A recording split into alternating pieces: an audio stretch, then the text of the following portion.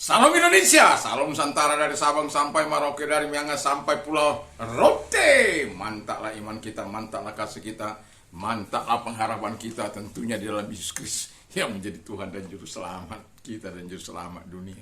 Jangan katakan bahwa Yesus itu bukan Tuhan, jangan katakan pula bahwa Yesus itu bukan Juru Selamat, sebab Dia adalah Tuhan dan Juru Selamat. Bagi kita yang percaya akan diselamatkan. Haleluya, mantap. Dan saya mengucapkan selamat pagi bagi kita semuanya. Selamat beraktivitas tentunya bersama dengan Tuhan. Doa dan harapan saya, kekuatan firman dan kekuatan Roh Kudus senantiasa menyertai hidup kita. Sebelumnya mari kita berdoa. Terima kasih Tuhan, biar firman-Mu senantiasa menguasai hati kami. Ya, kami adalah orang-orang yang penuh cinta kasih dalam Kristus. Tuhan Yesus memberkati kami. Haleluya. Amin.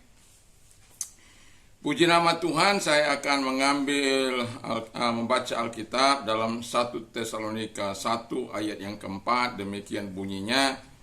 Dan kami tahu, hai saudara-saudara yang dikasihi Allah, bahwa Ia telah memilih kamu. Haleluya. Jadi kita sedikit belajar tentang Paulus, bagaimana ia mengasihi jemaat yang ada, termasuk di jemaat di Tesalonika ini. Dan kita sedang belajar dari firman Allah yang ditulis di 1 Tesalonika ini. Dikatakan, tema kita adalah orang yang penuh cinta kasih. Haleluya.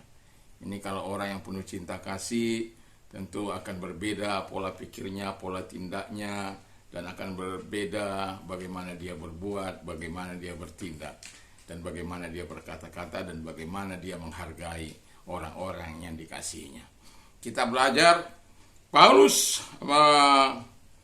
menganggap jemaat di Tesalonika sebagai saudara-saudara, sebagaimana yang kita baca tadi, bahwa ia menganggap jemaat di Tesalonika itu sebagai saudara, tapi bukan untuk memanfaatkan. Karena ada banyak gembala-gembala memanfaatkan umatnya, memeras umatnya, dan lain sebagainya. Tapi dia mengatakan bahwa jemaat di Tesalonika itu adalah jemaat yang dianggapnya sebagai saudara-saudara yang dikasihi. Dan bahkan kalau kita baca di ayat 1 Tesalonika 2 ayat 8, bahwa dia tidak ingin membebani jemaat. Dan dia justru mengorbankan tenaganya, pikirannya, dan betul-betul bekerja untuk tidak membebani jemaat. Itu sebabnya dia mengatakan kepada jemaat sebagai saudara-saudara. Dan kita tahu ketika dia mengatakan ini, bahwa dia ingin mengatakan kepada jemaat bahwa mereka telah dipilih oleh Allah. Dan kehadirannya di tengah-tengah jemaat itu bukanlah kehadiran yang sia-sia, bukan pula kehadiran yang menjadi beban, tetapi dia menjadi alat di tangan Tuhan yang memberitakan dan menguatkan mereka, jemaat di Tesalonika, untuk berdiri teguh di dalam iman mereka. Yang kedua, kata firman Allah ialah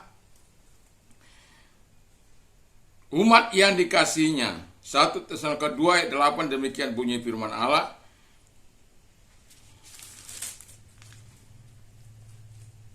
Demikianlah kami dalam kasih yang besar akan kamu, bukan saja rela membagi Injil Allah dengan kamu, tetapi juga hidup kami sendiri dengan kamu, karena kamu telah kami kasihi.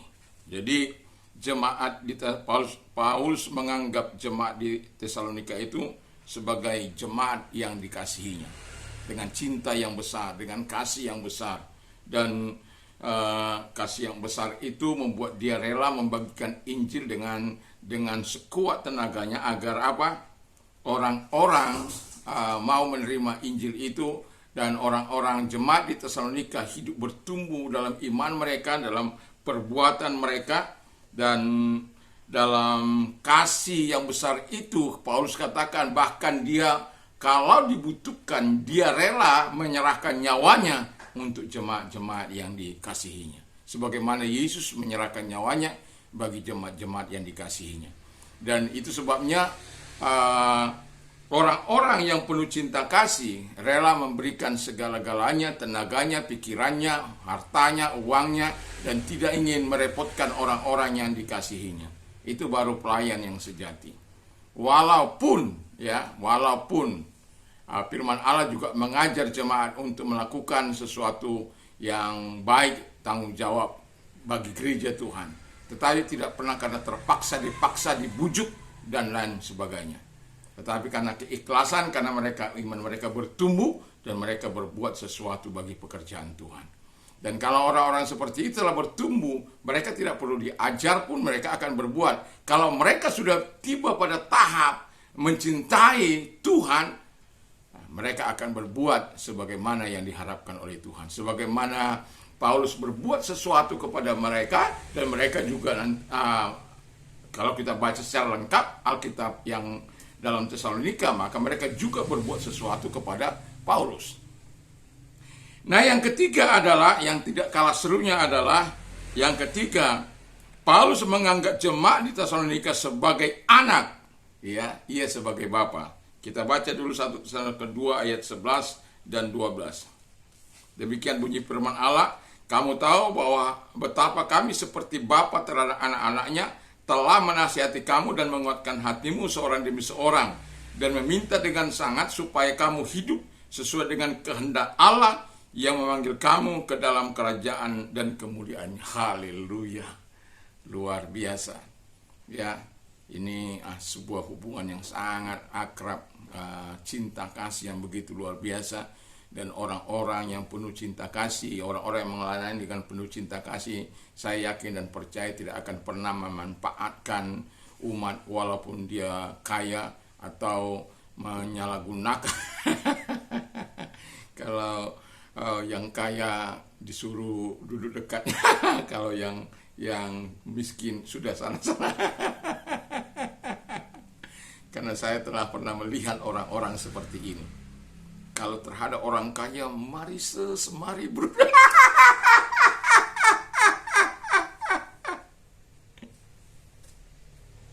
Haleluya. Ya, dijauhkanlah sifat-sifat seperti itu. Tapi mari kita belajar dari Paulus. Nah, mengapa dia mengatakan sebagai bapa? Dia sebagai bapa dan jemaat sebagai anak. Dikatakan karena dia menasihati satu demi satu. Ya, ayah akan selalu menasihati anak-anaknya supaya bertumbuh, menasihati anak-anaknya supaya melakukan apa yang baik dan benar, menasihati anak-anaknya supaya melakukan yang terbaik dalam hidup mereka, menasihati anak-anaknya supaya mampu mengembangkan potensi yang tersembunyi di dalam kehidupan anak-anaknya.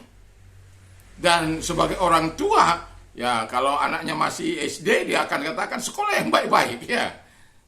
Kemudian sekolah sampai selesai, ya gitu ya. Jadi menasihati, kalau mereka malas, dinasihati, kalau enggak dicampur.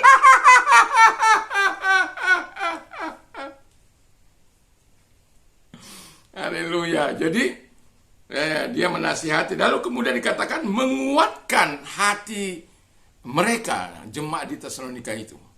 Jadi dinasihati, dikuatkan kalau ada, aduh saya ini sudah begini, dikuatkan supaya mereka segar kembali, mereka punya semangat kembali, mereka dihiburkan oleh perkataan-perkataan firman itu.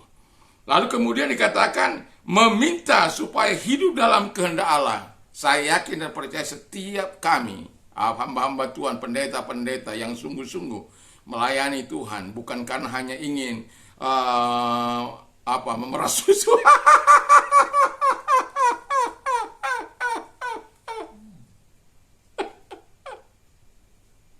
Ya, kadang-kadang orang gembala hanya bisa memeras susu domba-dombanya. Tetapi apalagi saya pernah punya teman, ini punya teman kaya raya. Jadi walaupun istrinya 2, enggak ditegur.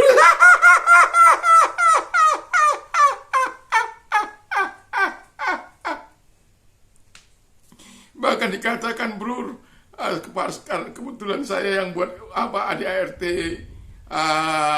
organisasi saya, maka dia bilang begini, bro, Kalau boleh tolong dipertimbangkan itu.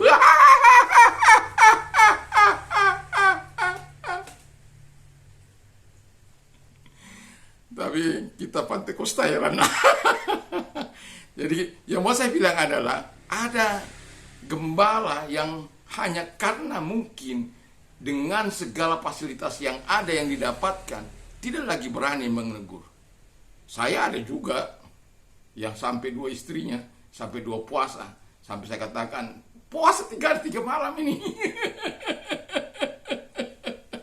Bukan main-main, 3 hari 3 malam puasanya untuk menegur. Sampai di rumahnya, Pak Pendeta apa? Saya langsung katakan, tidak layak kamu berpakaian 2. Lalu dia bilang, apa yang saya harus lakukan? Pisahkan yang satu. Dan pada akhirnya dia lakukan. Kita harus mengajar umat untuk melakukan kehendak Allah. Ketika saya dipaksa untuk memberkati orang yang sudah pernah bersuami, saya katakan, saya rela melawan mereka.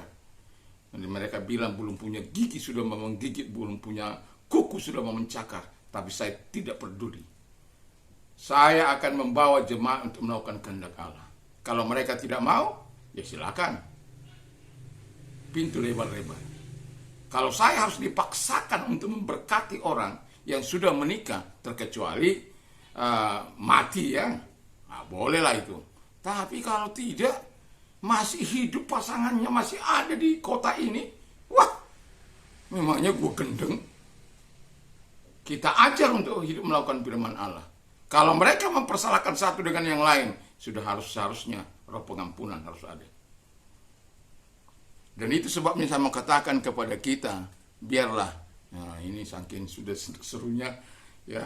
Jadi sebagai anak, sebagai bapak dia menasihati, lalu kemudian firman Allah katakan, yang mengatakan supaya, karena ketika mereka melakukan kehendak Bapa, Allah telah memanggil mereka kepada kerajaannya dan kepada kemuliaannya. Doa dan harapan saya, biarlah kita tetap senantiasa melakukan apa yang dikehendaki oleh Bapa. Kita adalah orang-orang yang mengasihi jemaat, anggap mereka sebagai saudara kita yang kita kasih dengan cinta kasih yang besar dan sebagai anak yang kita kasihi.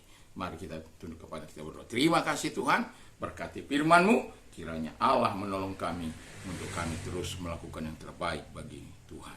Dalam nama Tuhan Yesus kami mengasihi, bukan karena dipaksa atau terpaksa atau karena sesuatu, tapi karena kami mengasihi dengan tulus, ikhlas. Dalam nama Tuhan Yesus Kristus kami bersyukur dan berdoa. Haleluya. Amin. Puji nama Tuhan.